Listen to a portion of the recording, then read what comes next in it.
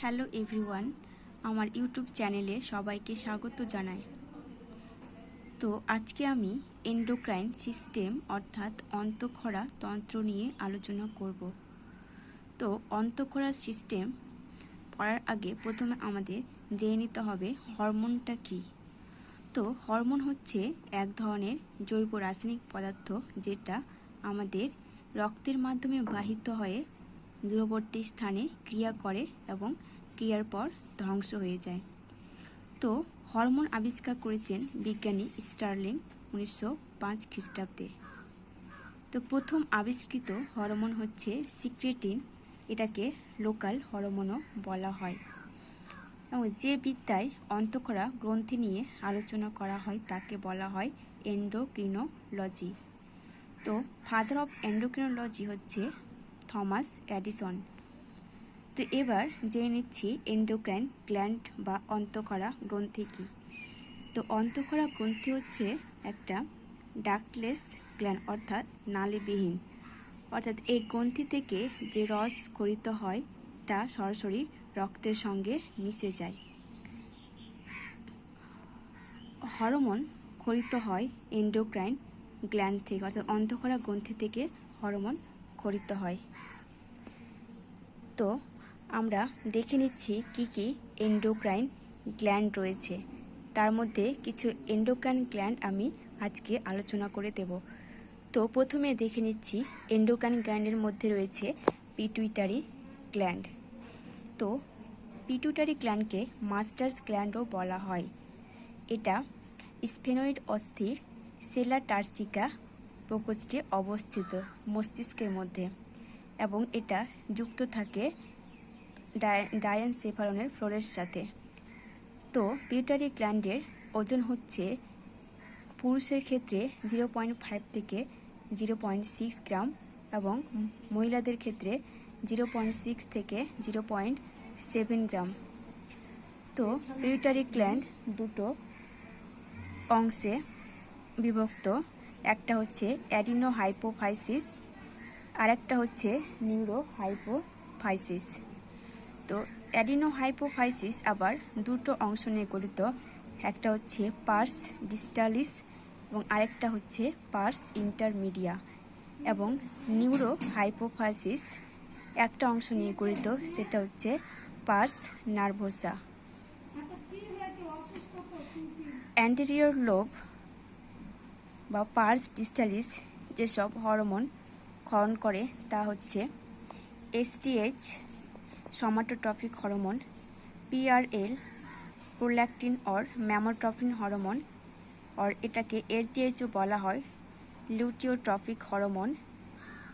দেন ACTH adrenocorticotropic hormone, then TSH thyroid stimulating hormone, then FSH follicle stimulating hormone এবং LH luteinizing hormone.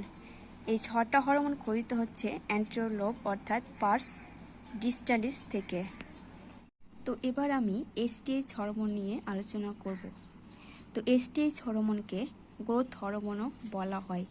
তো এই hormone আমাদের দেহের পেশি এবং হাড়ের দৈর্ঘ্য বৃদ্ধি করতে সাহায্য করে।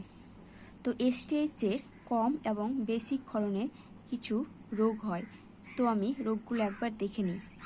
তো কম ক্ষরণে বাচ্চাদের হচ্ছে ডুয়ারফিজম অর্থাৎ বামনত্ব, এবং বড়দের হয় সাইমন ডিজিজ।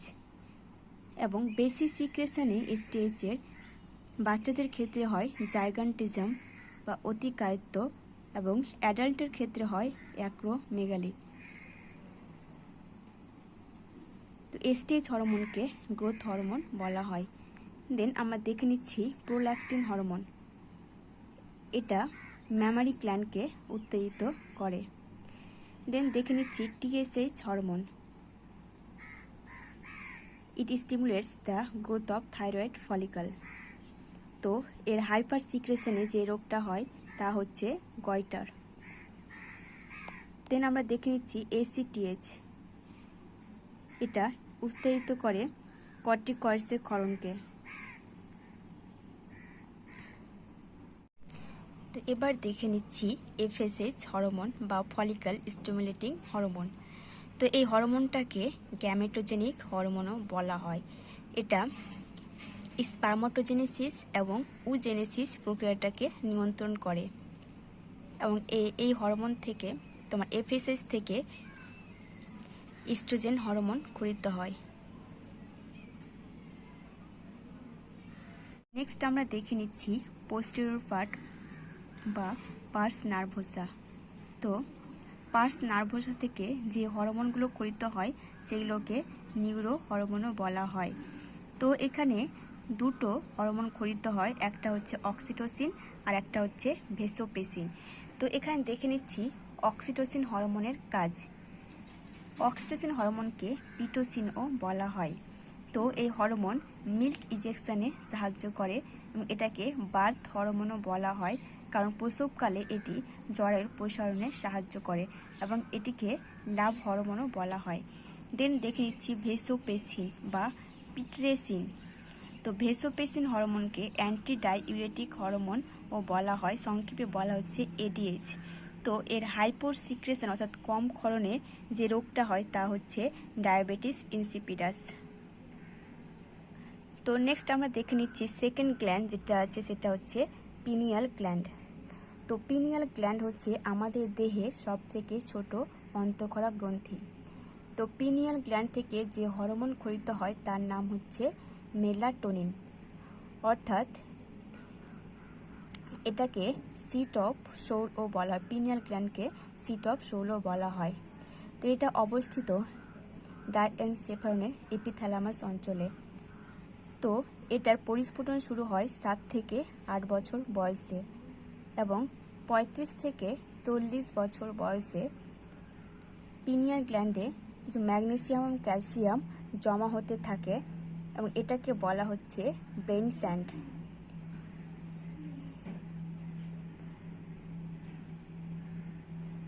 পিনিয়াল গ্ল্যান্ড থেকে যে হরমোন খরিত হয় সেই হরমোনটা আমাদের বয়স অন্ধিকাল দেরিতে নিয়ে আসে, তাই এটাকে বলা হয় অ্যান্টি এজিং হরমোন।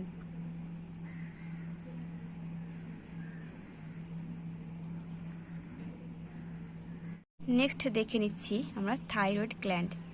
তো থাইরয়েড গ্ল্যান্ড আমাদের ট্রাকিয়ার দুপাশে ল্যারিংসের নিচে অবস্থিত।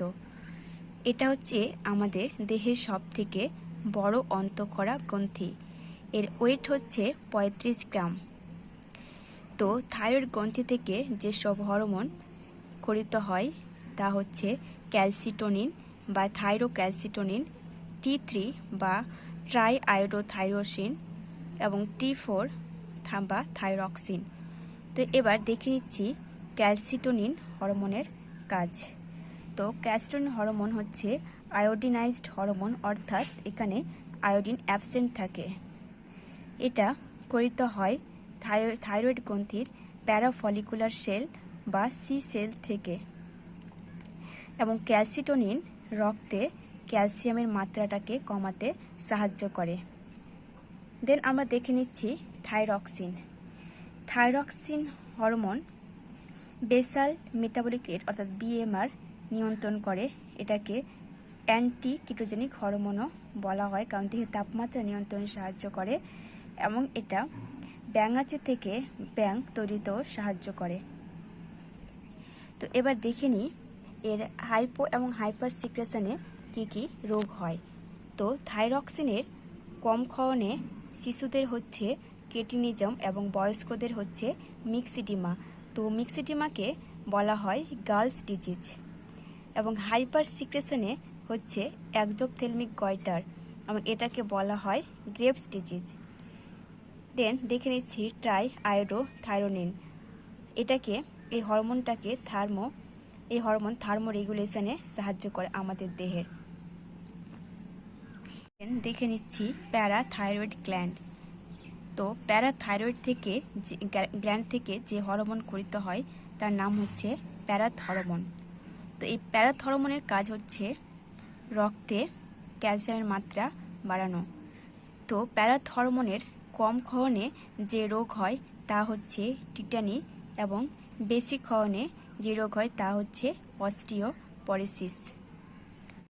তো আজকে আমি এই 4টা এন্ডোক্রাইন গ্ল্যান্ড নিয়ে আলোচনা করলাম। তো আরও যেগুলো রয়েছে সেগুলো আমি পরের ভিডিওতে আলোচনা করে দেব।